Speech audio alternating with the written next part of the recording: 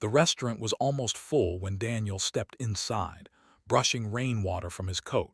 It had been a long week, the kind that made silence feel heavier than noise. He wasn't even sure why he had agreed to this blind date. Maybe it was loneliness. Maybe it was the quiet pressure from his sister who insisted he needed to get back out there.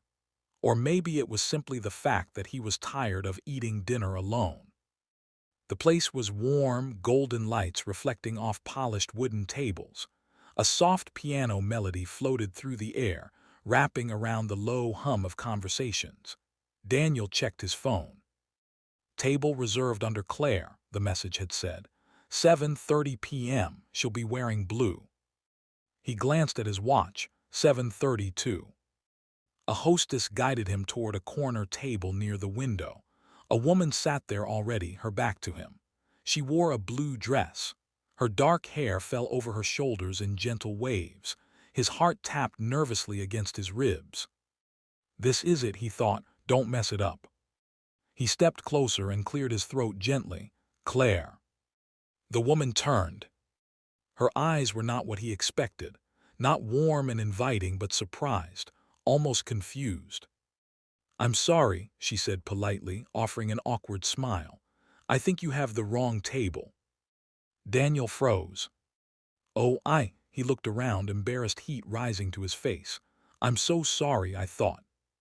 She laughed softly, not unkindly. "Happens more than you think." Daniel nodded, stepping back. "Really sorry." "It's okay." He turned, scanning the restaurant, but there was no other woman in blue, no one looking around expectantly. His stomach sank. He checked his phone again. A new message blinked on the screen. "Hey, I'm really sorry. Something came up. I can't make it tonight." He stared at it for a long moment. "Of course." He exhaled slowly. The sting wasn't sharp, but it was familiar. Another almost. Another maybe next time. He shoved his phone back into his pocket and started toward the exit. "Wait." He turned. The woman from the table was looking at him. "You got stood up, didn't you?" Daniel hesitated, then gave a small shrug. "Seems like it." She studied him for a second, then glanced at the empty chair across from her. "Well," she said, biting her lip as if debating something internally, "my friend is running late, and I mean really late. If you want, you can sit. I hate eating alone." Daniel blinked. "You're sure?" She smiled. "I promise I won't accuse you of table theft again." He laughed despite himself. And just like that, he sat down. Her name was Olivia. She worked at a bookstore downtown and had an unusual talent for remembering the first lines of novels. He was an architect who had once dreamed of designing buildings that made people feel something, not just shelter them. The conversation flowed easily, like they had skipped the awkward introductions and gone straight into familiarity. It wasn't the kind of electric spark Daniel had expected from a blind date. It was softer than that, warmer, like slipping into a memory you didn't know you had. Halfway through dinner, Olivia's phone buzzed. She glanced at it and rolled her eyes. "My friend," she said, "she just canceled." Daniel raised an eyebrow. "Seems like we both got ditched tonight." "Maybe it's contagious." They shared a look that lingered just a second longer than necessary. When the rain outside slowed to drizzle, they realized 3 hours had passed. "I should probably go," Olivia said reluctantly. "Yeah." They stood outside under the restaurant awning, the air cool and fresh. For a moment, neither of them moved. "So," Daniel began, suddenly nervous again, "would it be completely ridiculous if I asked you out, properly this time, at the correct table?"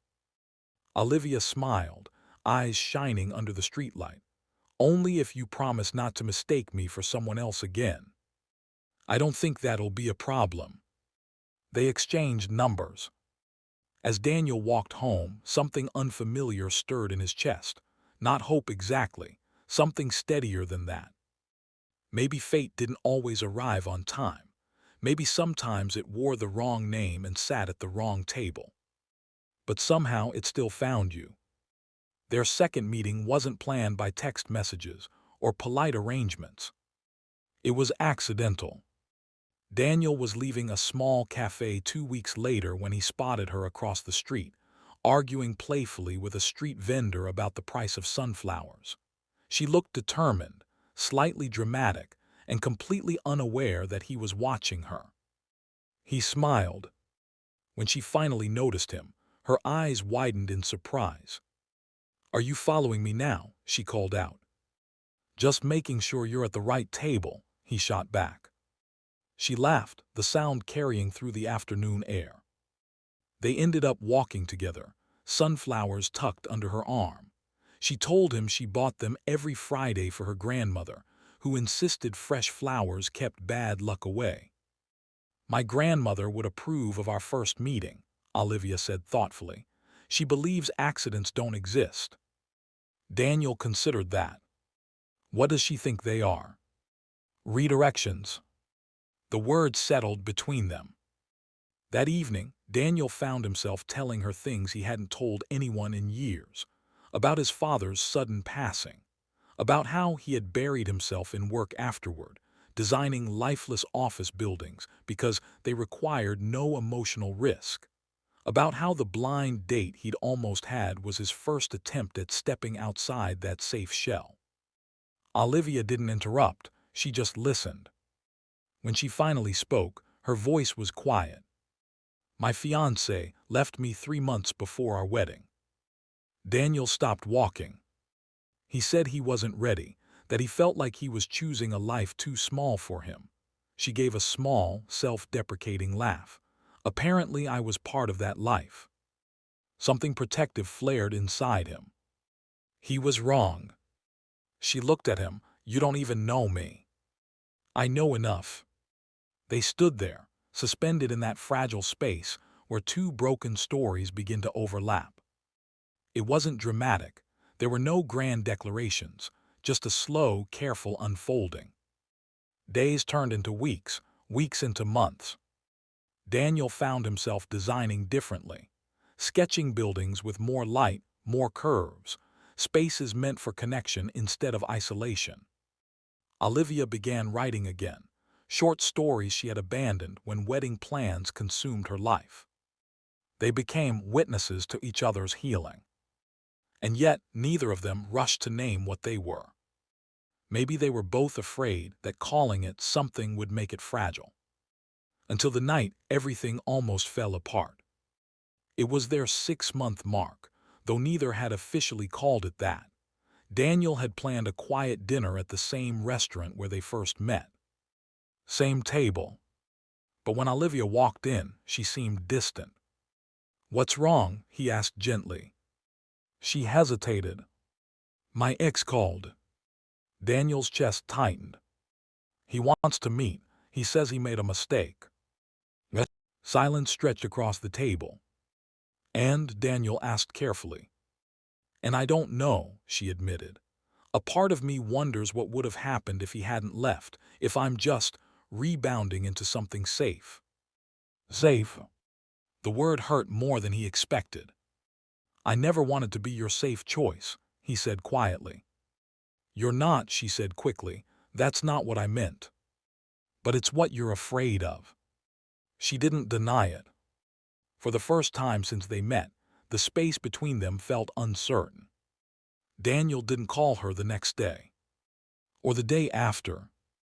He told himself he was giving her space, but truthfully, he was protecting himself. On the fourth evening, there was a knock at his apartment door. He opened it to find Olivia standing there, slightly out of breath, sunflowers clutched in her hand. "I met him," she said immediately. Daniel braced himself. And I felt nothing." He blinked. "Nothing," he repeated. She stepped closer. Not anger, not love, not even curiosity. It was like talking to a stranger who once borrowed my dreams. The tension inside him loosened slightly. "I realized something," she continued. "I wasn't afraid that you were safe. I was afraid that you were real, and real means you could hurt me too." Daniel swallowed. I could, he admitted. I know, she looked at him steadily, but you also could love me in a way that doesn't make me feel small. He stepped aside, letting her in. They stood in his living room, the city lights glowing through the windows.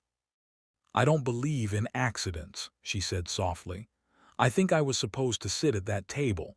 I think you were supposed to walk up to it. Daniel smiled faintly, even though I had the wrong name. Especially because you had the wrong name. He reached for her hand. Then let's stop pretending this is temporary, he said. Let's choose it. She nodded, tears shining in her eyes. I choose it. And just like that, it wasn't fate alone anymore. It was decision.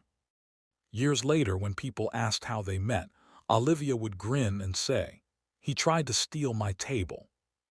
Daniel would add, she thought I was mistaken. But both of them knew the truth. She may have thought he had the wrong table. But fate had been sitting there all along, patiently waiting for them to take their seats.